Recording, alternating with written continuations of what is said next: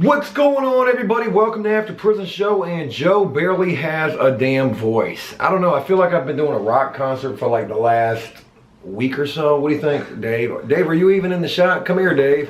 I don't want to feel like I'm just talking to myself here. Everybody, what's going on? We got Dave here with us today, and Still, yes. Dave has been held hostage at my house now for probably, how long have you been here? Off and on. Going on a month almost. Dave is sort of like the guy on the couch. But anyways, first and foremost, allow me to say I do apologize about my voice. I do feel that at some point within the next couple of days, I probably won't be able to talk at all while doing these videos. So I'm probably gonna have to start learning how to do sign language. I don't know how to do anything except for throw up gang signs. It's probably not gonna be very good. Oh my God, did you just... I almost hit the blood shit. Are you a leader? Yeah, I almost hit the blood shit. I'm not gonna do that. We should do a video on gang signs. What color's the sky, bro? It's really red today. Shout out to Broke Wing, the hoodie that Joe is wearing. Dave also is AKA Broke Wing with the broke leg. And with all of that being mentioned, I do have to say that new APS merchandise is now available. There will be a link pinned in the comments section. Go check it out. Enjoy life, the free world, never take a moment for granted, and make the most of every day. 2 words, not one, like what's tattooed on my side here. But yeah, go cop the merchandise. Again, it is available now. Without further ado, we're gonna go ahead and dive headfirst into this video where we will be talking about things that you should not say while locked up. Oh, there's plenty of them. Yeah, there really is. We could actually turn this into an entire series.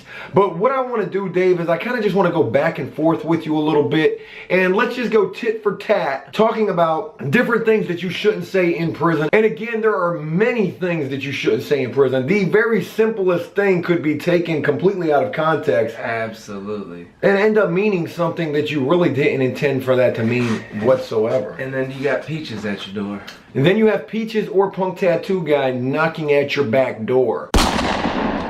So, at Indian Creek, to get to the rec yard, you go out of what? You go out the back door. You go out the back door, right? So, I remember hearing one guy, he was selling candy, and he told the guy, just come in my back door.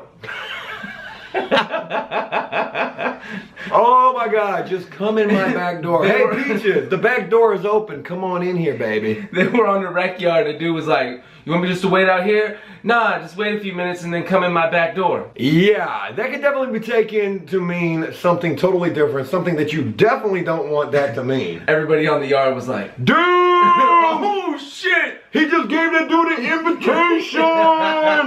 Damn, did you hear what he just said? Oh shit, he goes that way. You could be in the chow hall, for example. They could be having the little, oh my God, do you remember the horrible sausages they used to, DOC sausage is what the actual name of these things were. I don't even know what kind of meat they were made from, whether they were made from pigeon, whether they were made from squirrel. I mean, I'm not honestly sure. But you never want to be in the chow hall when on the tray is sausages. VADOC sausages, as it's referred to. That's what it is called. VADOC sausages. And you never want to be in the chow hall when this meal is being served saying, hey man, you gonna eat that sausage right there? Can I have that sausage? Are you gonna eat your sausage, or would you like me to eat it for you? Can I eat your sausage? Get up from this table right now. Get out of here. Get out of here. You are no longer welcome at this table, man. What are you gonna do with that sausage? Well, now that you asked, would you like me to serve it to you? And you would hear guys say this. Hey man, you gonna eat your meat? Can I eat your meat? What the? They almost look like little alien sausages. Like wherever they create, like I would just like to do a tour. I would love to take After Prison Show to a tour of a DOC food facility where they actually process and manufacture the meat. I mean, they were like about this big. Whoa.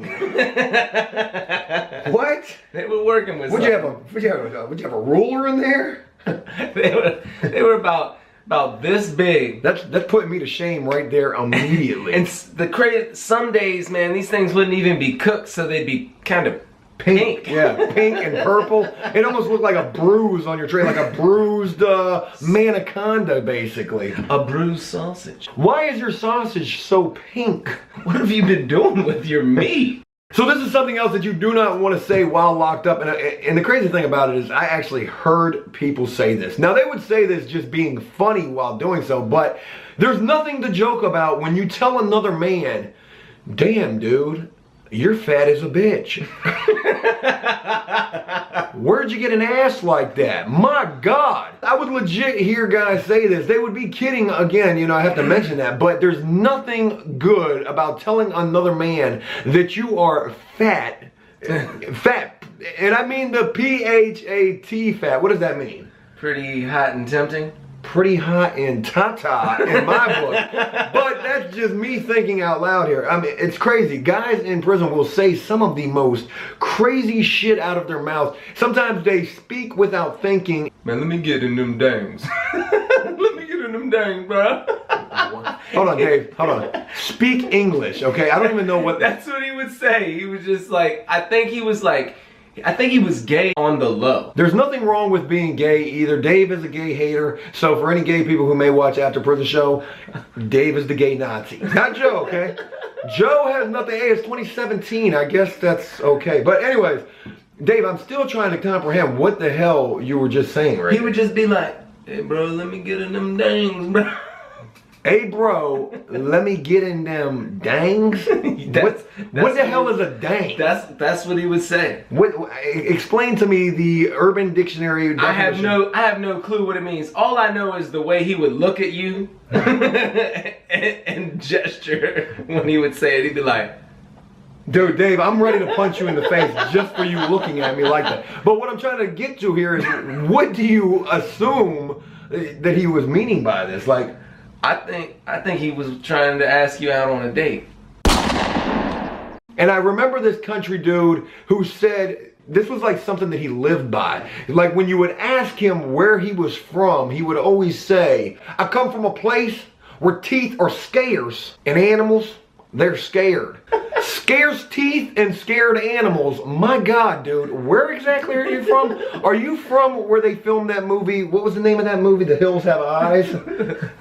Some old back roads, inbred, fucking crazy shit. A one dirt road, one horse sort of town is where I'm assuming this guy may have been from.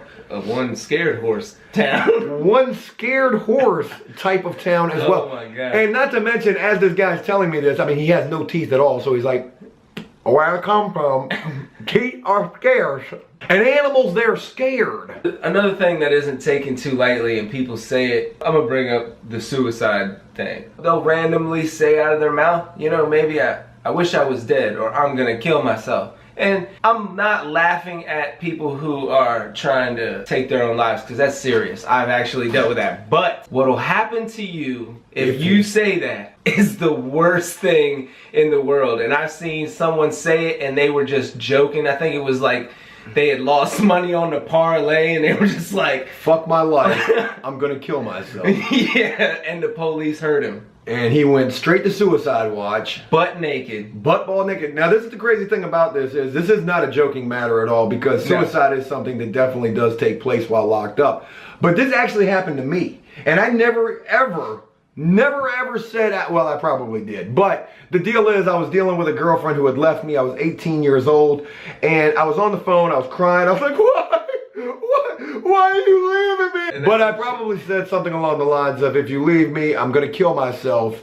And no bullshit, you know, as soon as she hung up on me after she left me, as soon as she hung up, they called my name. They were like, Guerrero. And I was like, oh my God. Oh my gosh, she's here. She's here. She's not really leaving me. Let me get dressed. I'm going for a visit. And they said, Guerrero, pack your shit. You're going to suicide. What? And I mean, it's not funny though, because really I was in a turtle suit, which is a little rubber, you look like a Ninja Turtle. It's like almost like a little rubber bulletproof vest. There's nothing that you're going to be able to do with this where you could harm yourself. Oh my God. So imagine wearing like a rubber Ninja Turtle looking bulletproof vest. You were in the beach?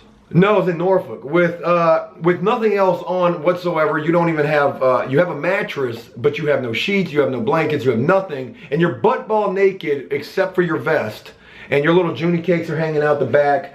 Now here's the crazy damn thing about this entire situation. They actually had Beyond Scared Straight. This is before it was on TV. Again, I was like 18 years old when this happened. But they did the Scared Straight program at the jail, and I'll be damned if these little kids didn't come walking by my cell. Judy Cakes just swinging in the breeze. And these little kids are just staring at me, laughing at me. And I'm like, what the hell are you laughing at? What are you laughing at? Because now I have to look as crazy as I appear to be with the fact that I'm naked and wearing a rubber bulletproof vest looking Ninja Turtle outfit here. Yeah. Have you ever went through that? Yeah, when I first got to jail, the first time I had ever been to jail when I was 18. I came in, right, and the lady was like, the nurse lady was taking my, you know, doing all your check. And I remember I was just like, under my breath, like, fuck, man, I'm gonna kill myself. This is crazy. Didn't mean it like I was really gonna kill myself, but I said it because, man, you're getting locked up. I'm 18. I'm just like, man. Whatever you said was enough for her to be like, bing, you're going to suicide, that's it. Yo, and the crazy thing is, like, it makes you crazy. Like, the camera in the corner of the cell is like someone staring at you. And they are. You're literally on 24-hour surveillance because they have to make sure you're not going to do anything in there. You never should look the police in their face and say, I'm going to fuck you up. That will definitely be taken completely out of context, and you will definitely get your ass kicked for that. Oh my God. Do you know in Virginia Beach they have this chair? It's called the buck chair. The buck chair. My God, we've never talked about the buck chair here on After Prison Show. Yo, they got this chair. It's a buck chair, and one of the legs. They have it in every jail, by the way, and in prison. Is it like this though? The buck chair I'm talking about, one of the legs, they cut it shorter than all the other ones. Right. So like if you get in the chair and you start snapping, you fall over and they leave you there. Yeah. And you're sitting there, like I sat there for 20 hours in this chair, right? So it's like a toilet chair. Connected to the chair, so you can shit and piss on yourself. Now we got to talk about what the buck chair is exactly. The buck chair almost looks like an electrical chair. It's like this wooden contraption of a chair with straps on it. With straps all over it. And whenever you're in the jail or you're in the prison and you are just causing absolute mayhem, whenever you're going Mr. Mayhem while locked up, they're going to beat your ass first and foremost. Subdue you, probably beat your ass one more time, and then they're going to throw you in what is referred to as the buck chair. The buck chair is covered with straps. You're going to be strapped at your arms. You're going to be strapped at your waist. You're going to be strapped at your chest. Sometimes they may even put the spit shield over your face, which is strap your forehead to the back of the chair. Right, yeah, you're not moving at all. Your legs are strapped into this chair. And I mean, this is basically, the only thing it's missing is the little switch for the electricity. That's what it is. And this is for people who are just completely out of control. And again, they'll even put the little mesh bag over your face, because if you're trying to spit at the correctional officers or whoever it may be, you can definitely end up in this buck chair. And while in this chair, you'll sit there for hours, sometimes even a day. Yeah, I sat there for 20 hours. And what was that like? It was fucking hell. And see, this is the thing, right? I had calmed down. And then they came back in there and they brought me food. They took, what they do, they got the little tray thing and they sat the tray, put my food, and unstrapped one arm, right? And I was eating. And I was like trying to do this calmly. I'm like, all right. Now, what was the reason why you ended up in the buck chair? All right. I went to visitation and the girl came and she said she won't coming back. So it was all because of a female, what you ended up in the buck chair for? Yeah, well, nah. So on the way back, you know, you get escorted back from visitation to the pod, and the police is like walking, and he's like, man, he was like, why you looking all crazy for? I was like, cause, you know, my bitch just left me. He was like, you fucking blame her? You're a loser. You know what I'm saying? You're in jail. You got nothing going for you. Did you really think she was gonna wait around? Do you think this officer was wrong for saying these things that he was? He could have said them a little bit nicer. Maybe he was just trying to give it to you as real as he possibly could. He was like, what did you expect her to do? You know, and I was like, what do you expect me to do? Whoa. Right? And he was like, pepper spray, code red. Ah! We got a Mountain Dew code red going on right here. You're going to the buck chair. He was like, don't get loud with me. You know, because, you know, your girl left you, whatever. You know, it ain't my fault. Right. And I was like, man, fuck you. I should fuck you up. However it came out. You know, I just got a little slip with him. And then as soon as you became aggressive with him, I'm sure it became football season and he was tackling. He just like grabbed me and spun me around and smashed me into the elevator door on the 3rd floor of the old side in Virginia Beach. I really wish we had the footage of that because, Dave, I can only imagine that shit had to be insanity. Here goes Dave's head smashing into the elevator door. Yeah, there's still a dent there. No, there's not. Let's be real here. There's not. Let me tell you, there was felt like there should have been a dent there. There should have been. You know, I've never been in the buck chair, but there most certainly is one time when I definitely came very close to being put in this. And this was when I was going to my trial date for the charges that I just served the 7 years in prison for. And the crazy thing about this is, this trial date, it definitely deserves its own video in its own regard, because it was just so crazy how everything went down with me going to this court date. But long story short, when I walked into the courtroom, my ex-girlfriend, the girl who was with me at the time of me getting arrested, she was in the courtroom. Now, she wasn't in there to offer any kind of encouragement or support for me. She was actually in there to testify against me. So when I walked into the courtroom, you know, I didn't do anything that I was supposed to do. You're supposed to walk in, sit down, you know, keep looking forward and everything, get ready for court. But as soon as I got in there, I sat and I just spun right around and I looked right at her and I said, "You here to testify against me?" And she acted like she didn't even see me. She just looked like she was looking at me, but she was looking past me, basically. Through you. Yeah, she was looking through me. She didn't hear a word that I said. She would not respond to anything that I said. And this was really, it was a miserable experience. I cared for this chick. I mean, I actually, in some crazy way, I cared for her. But we went through the entire trial, and by the time it was all said and done, after they found me guilty on everything, I will never forget being in the van, being taken back to the jail from the courthouse. I'm shackled, my hands are cuffed to my waist, my feet are shackled. And as we're going down the road, she is literally like right beside the van for probably like 1 or 2 miles. It seemed like it was forever. But I'll never forget looking out through these little grated windows. You know, they've got the fucking steel grates in the windows, so you're not getting out of these vans.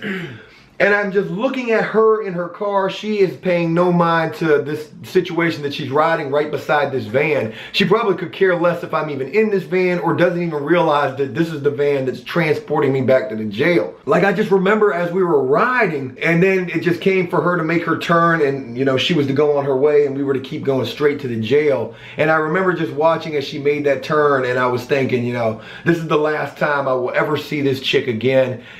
After this trial date that she just came to testify against me. And as I watched her turn and we kept going straight, like, you know, the emotion was just so bad. Like, I just picked my feet up, boom, I'm kicking at the windows, I'm kicking at the bars, I'm kicking at everything. And the guards who were transporting me, it's like maybe one other guy at the same time, they're like, "You better calm down back there. You better calm down." We get to the jail, and as soon as we pull into the little garage, the little Sallyport area where they, you know, are going to unload us at, the entire goon squad was waiting right there. As I got out of the van, they slammed me on the ground, put knees in my back, put knees in my neck. And I wasn't resisting at all. It was almost like I was looking for that. You know, you're so miserable. You're so just overcome with everything that's gone on. I was just looking, you know, it was only like an added bonus that these guards were there beating my ass. Now, because I didn't resist and I just let them continue to put knees in my back and knees in my throat, you know, they just basically hog-tied and carried me with all fours. It didn't last that long. Yeah, they just threw me back in my cell with, you know, after they beat me up. But yeah, the buck chair, something you definitely want to avoid. And something that you definitely want to avoid saying while locked up is anything that's going to come across as intimidating or aggressive toward a correctional officer that's going to end up getting, 1, knees in your back and your throat and your neck, and also 2, probably with you ending up in the buck chair. That's it. I hope you enjoyed this video. Things that you shouldn't say in prison or jail, along with some added little bonus stories and other things as well. If you did, please leave a like and a comment letting me know exactly what you thought about this video and old Dave here. And as always, until next time, enjoy life, The free world, never take a moment for granted, make the most and make the most of every day. 2 words. Peace!